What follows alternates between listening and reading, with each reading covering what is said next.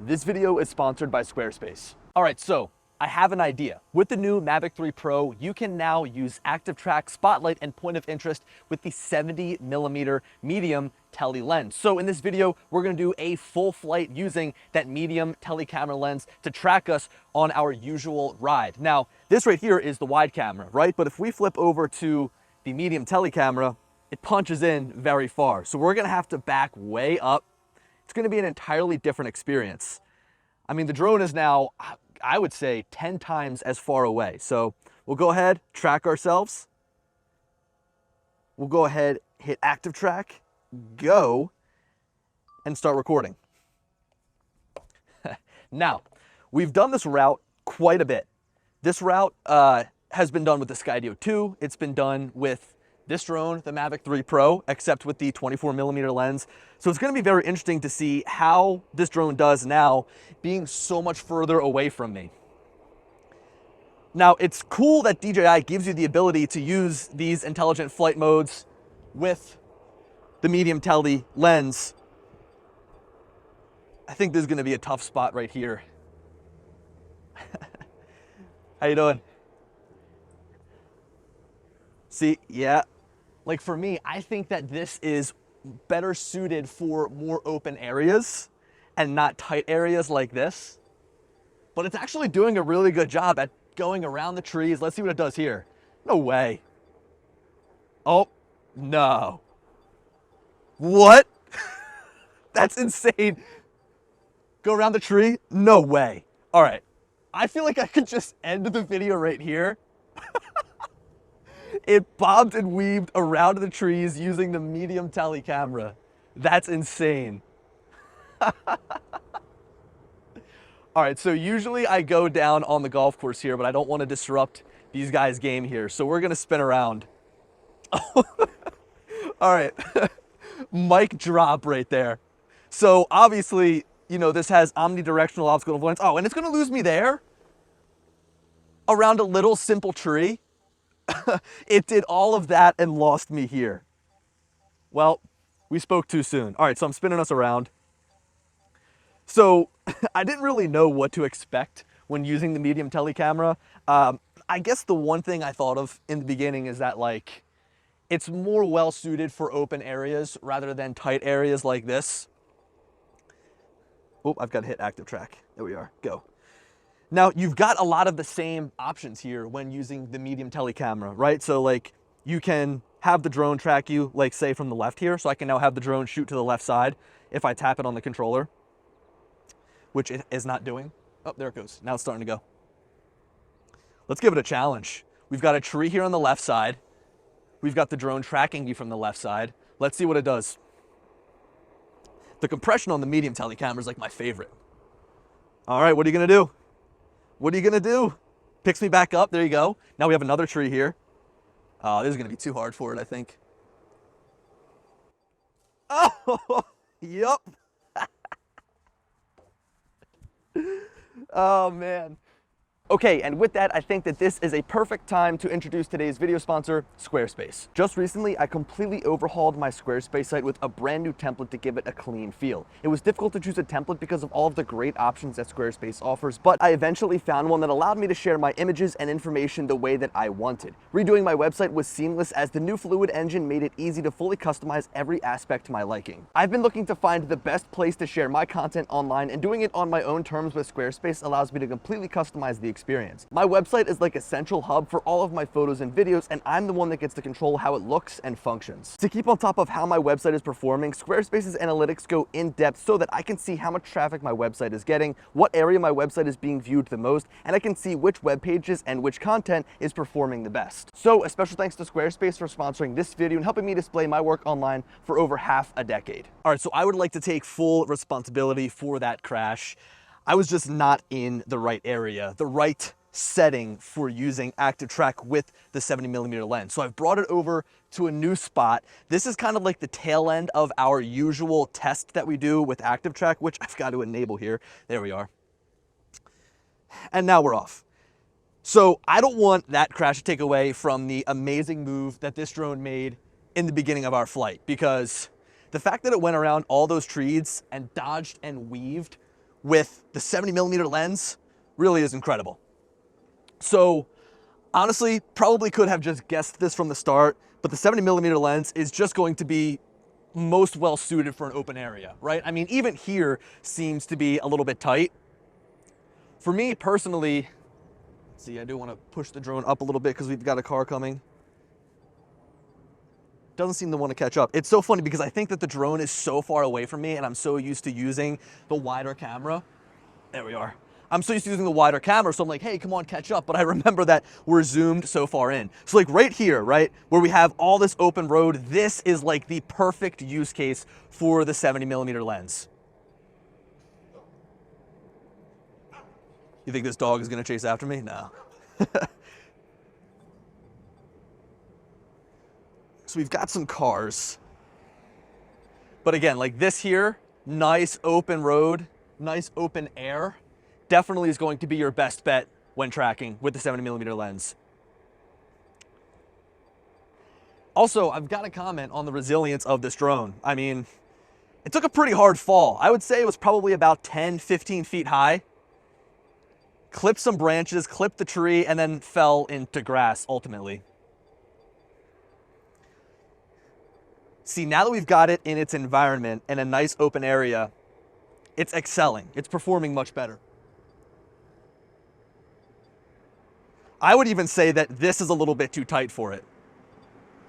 All right, so after this car, after this car, I'm gonna spin around and we'll see how it handles when I totally spin around. Oh, it's getting a little bit stuck back there. But again, it's doing a good job at keeping me in the frame and understanding that it needs to follow me. Lagging a little bit behind. See, this still is a little bit too tight for it. All right, let's spin around. Continues to keep me in the frame. Let's see what it does when I get closer to it. Like, what is it gonna do here? Oh, it's flying between those trees. Holy crap, all right. Around those trees, nah. All right, is this gonna be greatness ×2 or a failure ×2? Around the tree. Oh, I don't know. There it is. It's coming through the trees. Oh, it's dodging, bobbing and weaving. I'm over here. I'm over here. I'm over here. Subject lost. All right, it lost me. I'll give it an A for effort. It's nice to at least have the controller in your hand so you can reframe here. So I guess initially kind of what I'm thinking here is like the drone does a really good job at trying to keep you in frame, but because of how tight the framing is, it's a little bit, oh, what's it doing there? All right. It's a little bit tough for it to try and keep you in the frame, especially in these tight areas. Like for me, I think that we've got to get this almost like out in the desert. Come on. We've almost got to get this like out in the desert or out like in a much wider open area, like some farmland, in order to really get the best results from it. Like even right now, it seems so far away, but it's doing a good job at understanding that I'm the subject. It almost wants to stay to the left there, and I'm not sure why. I think I was mentioning earlier that the resilience of this drone is great. I mean, took a hard fall, and it's totally handling and operating perfectly fine. I don't understand why it's staying so far back, like to the point where I kind of want to stop it, but I kind of want to see what it does. We do have a car coming up here, so I'm gonna have to take control here because we've got this car coming, and I don't want the car to hit it because it's very low to the ground. So we're gonna take control, move it out of the way. We've got 2 cars coming. Let's go and shoot the drone up way over the tree. Why don't we try a tracking clip from like way high like this, right? So we're up very high. We'll point the camera down and then we'll track us as a subject. Maybe this whole time we've been using a little bit wrong. I will fly a little bit closer to us. Maybe we've been using it wrong. Maybe we're supposed to put it higher up in the sky, track us. There we are. ActiveTrack, go. So now the drone is higher. We do have some trees, but I wonder if the drone is going to perform better now because we were trying to keep it lower to the ground. Now we're putting it up and over the trees so it can track us. To me personally, I don't think that this is as dynamic as a clip. Like to me, I'd want it lower down to the ground with me. How you doing? Like, if you notice, when I was down low, you got all that compression, right? Like, you could still see me and everything that was further away. I've got to say that already it's handling much better than it was when it was down on the ground. So maybe this is probably the better way to use it. Yeah, it's performing much better. We do have a bunch of trees coming up here though, so what's it gonna do? Continue to move forward. Is it gonna pick us up? Ah, it lost us. Totally lost us. This is a tough area here. See, now here's like a double-edged sword, right? You guys aren't even looking at me. You're just like, yeah, subject lost. So it's kind of, oh, it's actually right there. So it pitched the gimbal down a little bit too far.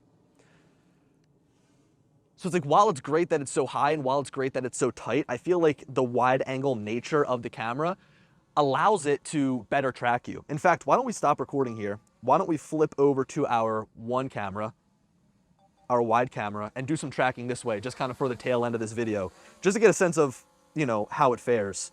I mean, already right now, you can just tell that with it being so wide, it's so much easier for the drone to keep you in the frame, and it's so much easier for the drone to find you again. Oh, I've got to hit ActiveTrack. I always do that. I wish you could like choose ActiveTrack as your default. All right, so here we go.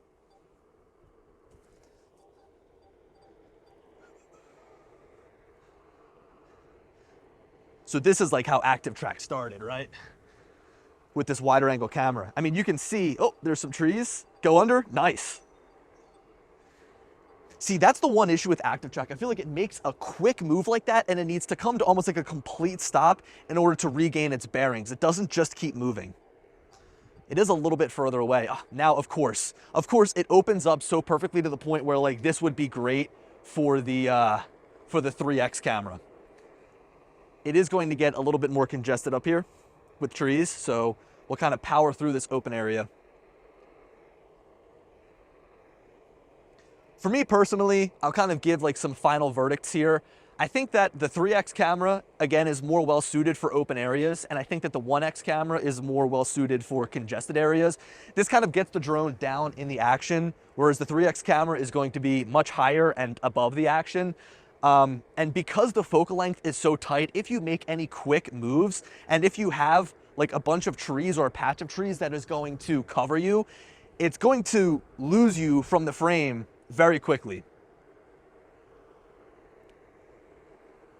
You guys have seen my previous ActiveTrack videos. You know I've had a lot of issues with my one wheel here, and it's given me a lot of issues. The motor seems to be kicking. I think I only have like 900 miles on this thing too, which is a shame. All right, so we'll go to the end of this road, dodge through some of these trees, and then we'll call it a video. I do have to say that just looking at the framing of this and seeing how wide the camera is, it really does give the drone a much better chance at keeping you in the frame, dodging obstacles.